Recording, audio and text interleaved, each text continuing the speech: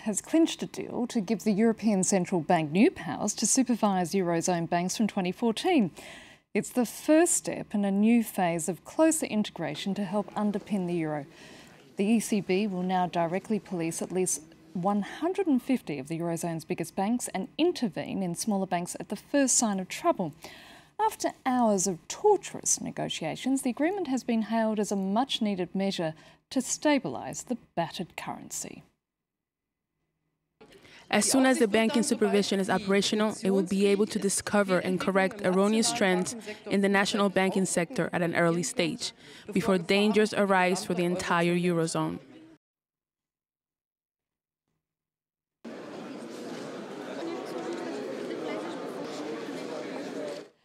And there were even congratulations from a country not known for its loud support of the euro. We also wanted to make sure that the single market was protected, that countries that weren't going to join the banking union, like Britain, were protected and their interests were protected. That has been achieved again tonight, and I think it shows that when you go in with a clear and principled argument and you make your case, then you can succeed, and that's what Britain has done tonight. The plan sets in motion one of the biggest overhauls of any European banking system since the financial crisis began in mid-2007 with the near collapse of German lender IKB. But is it indeed a new deal for Europe? Joining me now here in the studio is Anne Bagameri, a senior editor from the International Herald Tribune, Thomas Frion from the Europa Nova think tank, Frans van Kat's very own business editor Marcus Carlson. From Brussels, we're hoping to be joined later by Nigel Farage, a member of the European Parliament for the UK Independence Party that, of course, advocates withdrawing Britain from the EU. And also from Brussels, Graham Watson, a Liberal Democrat member of the European Parliament. But first of all, let me start by asking Marcus, does this mean the euro crisis is now on the way to being resolved? Can we fly the flag of victory just yet? The answer to that question is no, because European finance ministers, they've agreed on the groundwork, so to speak, of a European banking union. They have agreed that the European Central Bank should be given more powers to supervise round about 200 banks within the Eurozone. That's all that finance ministers have agreed on so far. That is just the groundwork of a banking union. Other steps need to come after this one, and there's still a long way to go before March 2014, before this entire thing is supposed to come into operation. We still don't have a firm date of when exactly the European Banking Union will come into force. That being said, because the finance ministers, they haven't really given us any guarantees that indeed we will see it all kick off in 2014. And this is just a banking union as well, because there's other parts of closer cooperation in the Eurozone. There's fiscal cooperation on top of this financial cooperation. So it's one step towards resolving the Eurozone crisis. We're far from completing this very, very long marathon at this stage. So, Anne, in other words, don't bring out the champagne bottles yet. No, or the Zect either, because even though Germany seems to have gotten just about everything it wanted out of this agreement, there's still, as Marcus has pointed out, there's still plenty of steps to go through. And as he also pointed out, this is some banking regulation harmonization or centralization. It's not anywhere near what you would call a banking union, where banks in each country have the same criteria, the same method of regulation. This is not the United States of Europe banking by any stretch. And the ECB is not the Fed, the Federal Reserve. The ECB's mandate is still relatively limited, although this power to intervene when banks are failing is a significant step.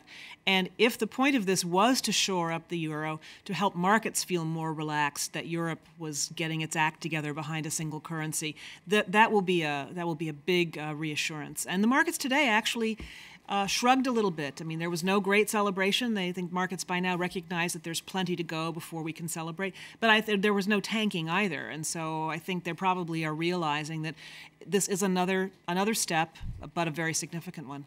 Graham Watson, in Brussels, I mean, Britain at this at this stage rather has opted out of this agreement, and I think for most people living in the UK, they seem to think that they're one step removed from all of this. But it is an important step forward, however, for the euro, isn't it?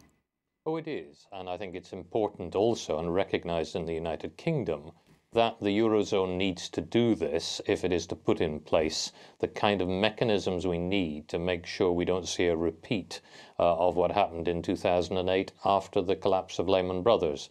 I personally wish that the UK were more enthusiastically involved and were participating to a greater extent. But I think nobody would deny that what is being done is going to help to protect consumers' deposits, but also to protect us all from the kind of financial meltdown that we came so close to just 4 years ago. Thomas, why is it a good idea for German taxpayers to risk their money helping out Spanish banks who are in trouble? Yeah, this is an important question to put the citizens of Europe at the very heart of this reflection. I appreciate that.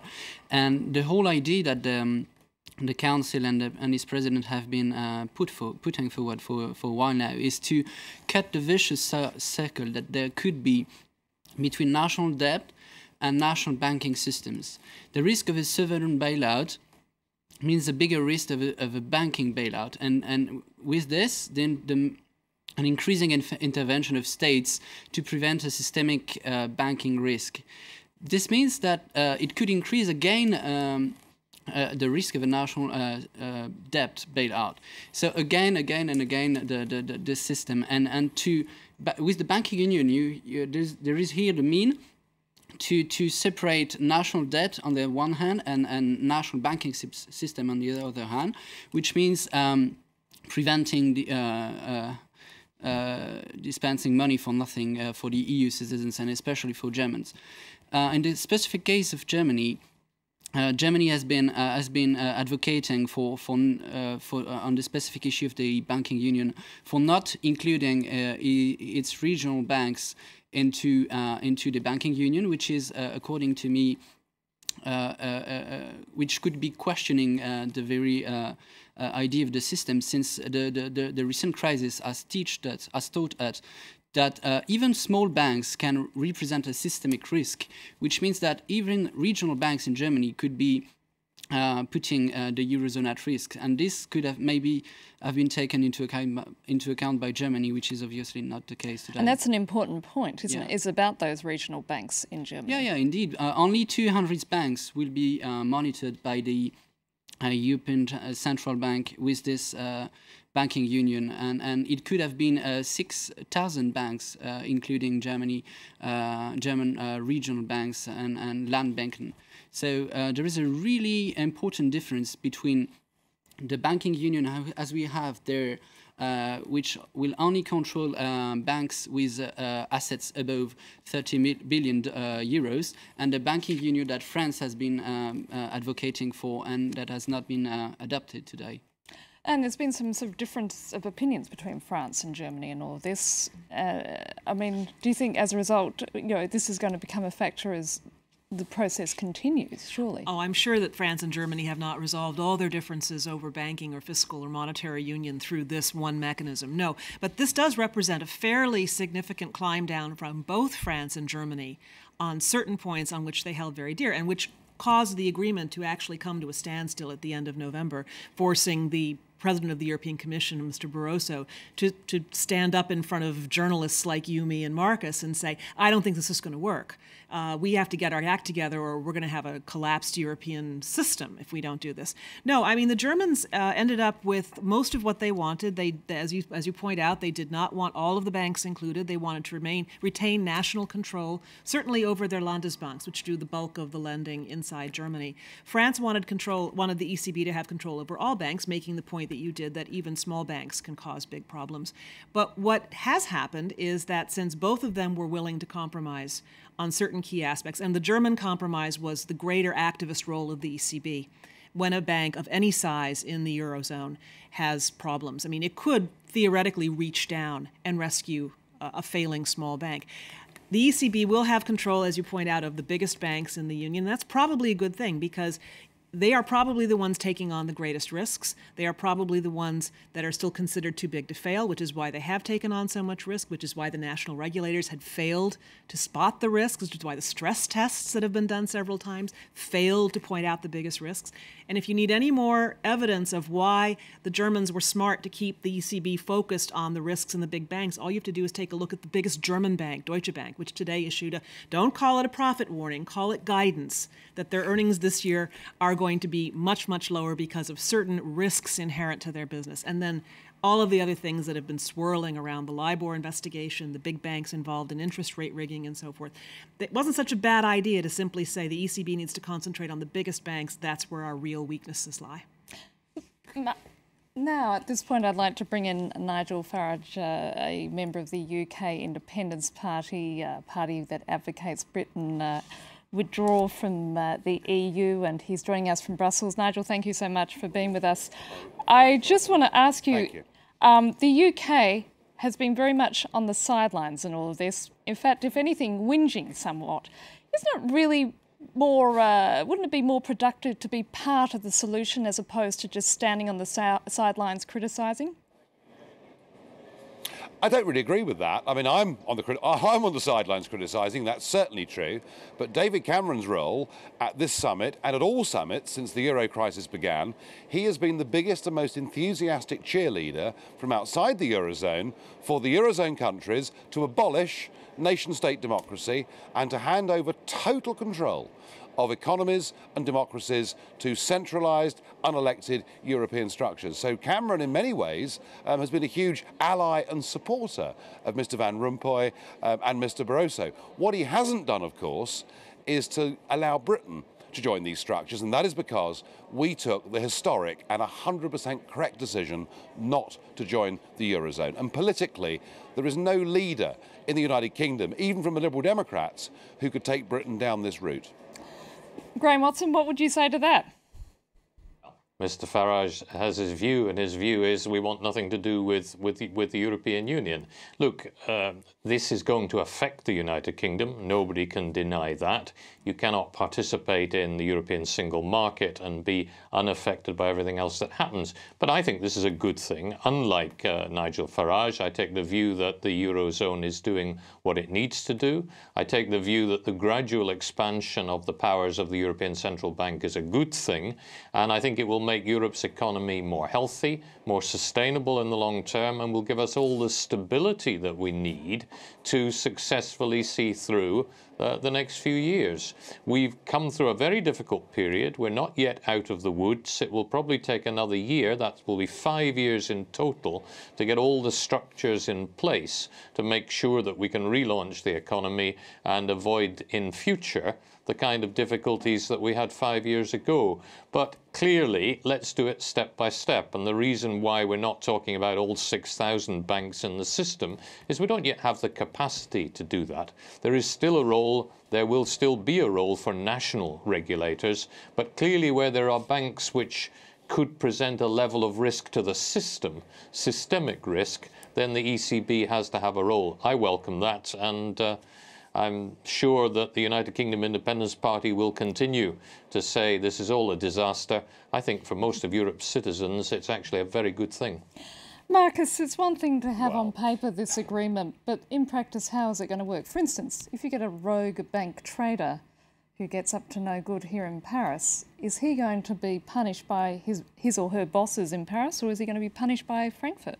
Well, presumably he would be facing criminal prosecution in France. If he lives in France, he would be facing the force of the French legislation first and foremost. Of course, if indeed a bank goes down because of a rogue trader, then if the bank is big enough, it would be the rest of the Eurozone that would pump money into this bank in order to prop it up. But I just want to ask a question to Nigel, actually, because there's been some concern in London, for instance, that what would happen if the Eurozone goes ahead, it forms this banking union. Is that not going to challenge London's position and the City of London's position as a financial centre. We're seeing a lot of Euro trades going through the British capital at the moment, as we're now seeing the 17 countries in the Eurozone forging ahead with this banking union. Isn't that going to threaten your capital? Well, I mean, when the euro was launched, we were told by many that if we didn't join the euro, London would miss out big time on euro-denominated business. And in fact, what happened was London became even more dominant in euro-denominated business than it had been in the theoretical products that had existed before. I think the real question here is this. I mean, look, you know, clearly the ECB is going to be the super regulator. There will be a debate in terms of discipline and everything else as to how much the local national regulators can do. But the real problem at the heart of the Eurozone is this, that there are 3 southern Mediterranean countries that were never fit or qualified to join the euro in the first place. And nothing you do in terms of regulatory change or reform, or call it what you will, does anything to address the huge gap in competitiveness that is now existing between the north and the south of Europe. And it doesn't matter what's agreed at this conference. The fundamentals say this thing is heading for an economic disaster. And I would argue, as a good European, I may not support the EU, but I'm a good European, that the very best thing that could happen here tonight is European leaders could say, look, Greece, Portugal and Spain need to break free of the euro to get their national currencies back. And if we're good Europeans, we would try and make that happen with as little pain as possible. But that is not even on the agenda, I'm afraid. And Baghamera, you're nodding your head there furiously. No, we're just getting warmed up, aren't we? This is this is not just a debate about Spain and Greece and Southern Europe, is it? This is also a debate about Britain, about all the debate that's been had now about Britain leaving the European Union. And, you know, even British business doesn't want that. I'm sure there's no elected leader who wants that. It's something I'm sure that comes up, and all you really have to do is face the fact that the euro and the European Union is indeed an economic construct, and there may be big flaws with it, but it's also a political idea. And I don't think anybody, any political leader in Europe, inside the Eurozone, outside the Eurozone, wants to be the one who let it go. And Baghamera, I'm afraid we're going to have to press the pause button because we have to now take a break. Join us shortly for the second part of the François Picard debate.